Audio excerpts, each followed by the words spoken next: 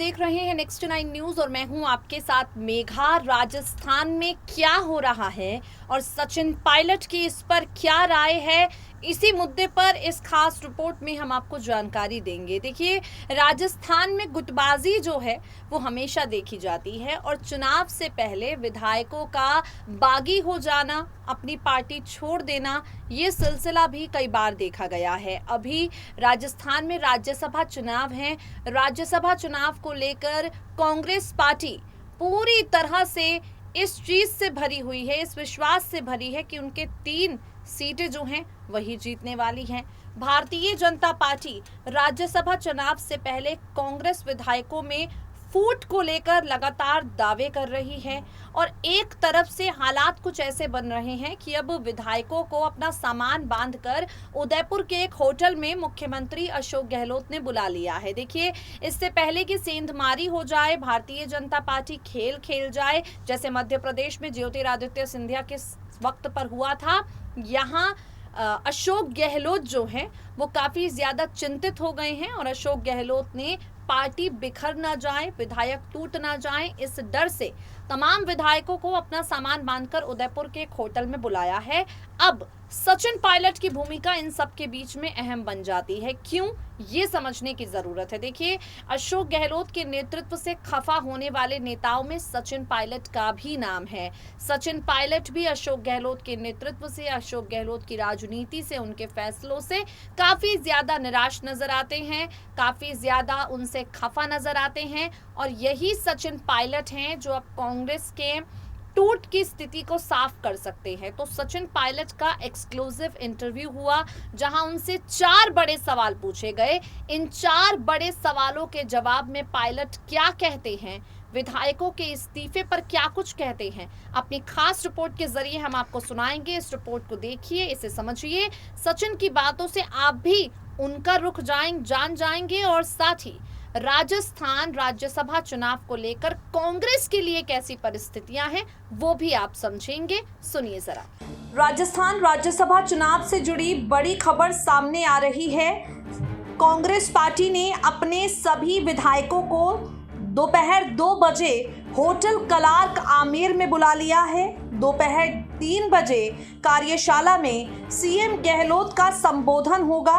उसके बाद कांग्रेस और निर्दलीय विधायक उदयपुर के लिए रवाना हो जाएंगे। शाम करीब 4 बजे के बाद ये विधायक उदयपुर के लिए रवाना होंगे। लगेज और ज़रूरतमंद सामान के साथ विधायकों को बुलाया गया है।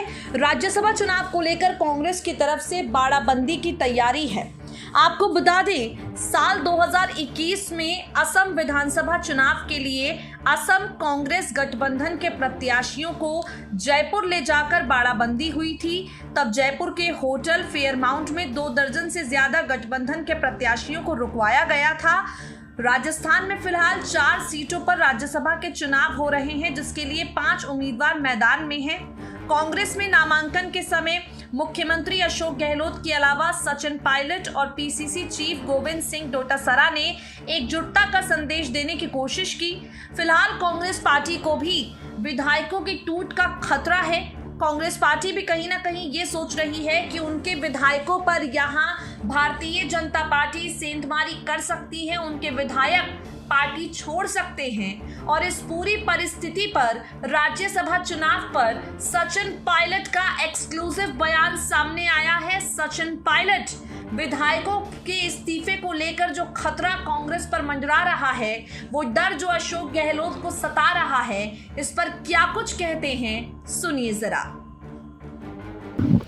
एआईसीसी ने जो 3 राज्यसभा के उम्मीदवारों को चयन किया था, उन तीनों साथियों का आज नामांकन यहाँ पर हुआ है। मुकुल वासनिक जी, प्रमोद तिवारी जी और सुरजेवाला जी। और सभी जानते हैं विधानसभा में जो संख्या बल है उसके आधार पर 125 से ज़्यादा विधायक हमको, सरकार को, पार्टी को समर्थन कर रहे हैं। इसलिए मुझे लगता है कि जो 3 उम्मीदवार पार्टी ने यहाँ पे आज नामांकन करवाया है, तीनों हमारे उम्मीदवार राज्यसभा का चुनाव जीत कर आएंगे और मुझे पूरा विश्वास है कि ये तीनों भी राजस्थान का, यहाँ के लोगों का जो भविष्य है उसमें अपना योगदान देंगे और आज अच्छे माहौल में सभी साथियों के साथ उनका नामांकन हम लोगों ने भरवाया है।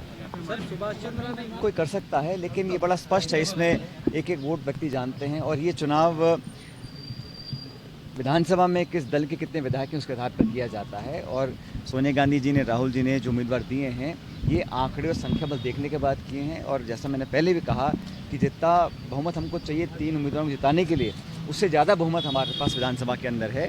इसलिए क्योंकि नामांकन शायद 5 हो गए हैं तो चुनाव तो शायद होगा, लेकिन हम तीनों हमारे जो उम्मीदवार हैं वो अच्छे बहुमत के साथ, बल्कि जितने आप लोग सोचते हैं उससे ज़्यादा आंकड़ों के साथ जीत कर आए। बीजेपी स्थानीय और बाहर जो मेरी जानकारी है, मुझे पता नहीं सही है गलत है, लेकिन जो उनका नामांकन है उसमें निर्दलित एक भी नहीं है। वो उम्मीदवार निर्दलीय हैं, लेकिन नामांकन भाजपा ने भरवाया है। उनके जो प्रपोजर हैं उनमें से कोई निर्दलीय विधायक नहीं है। और जो भी विधायक निर्दलीय हैं लगभग सभी लोगों ने शुरू से ही कांग्रेस सरकार का समर्थन किया है। और इस आधार पर मैं जानता हूं कि हमारा जो संख्या बल है वो 125 से ज़्यादा है। इसलिए जितना बहुमत हमें चाहिए 3 उम्मीदवारों को जिताने के लिए, उससे ज़्यादा पर्याप्त बहुमत और समर्थन हमारे पास है। इसलिए तीनों हमारे जो उम्मीदवार हैं ये अच्छे बहुमत से जीतकर यहाँ से राज्यसभा के सांसद बनकर गए। आपको लगता है कहीं हॉर्स ट्रेडिंग जो निर्दलीय हैं दूसरी पार्टी? अभी अंदर स्थानीय के बाहर देखो, हम सब कांग्रेस का बड़ा परिवार है और सभी लोगों का अपना अपना योगदान रहा पार्टी के लिए। डॉक्टर मनमोहन सिंह जी यहाँ हमारे यहाँ से सांसद हैं और देश के प्रधानमंत्री रहे हैं। बाकी हमारे बड़े बड़े पदों पे अधिकारी रहे हैं, पदाधिकारी AICC के रहे हैं। तो सबसे सलाह करने के बाद, सबसे मशवरा करने के बाद AICC से निर्णय लिया है। और यहाँ नहीं, चाहे वो कर्नाटक हो, तमिलनाडु हो, महाराष्ट्र हो, छत्तीसगढ़ हो, जहाँ जहाँ पे उम्मीदवार उतारे हैं सब कांग्रेस के उम्मीदवार हैं और सब जीत कर जाएंगे जो उम्मीदवार हम लोगों ने उतारे हैं।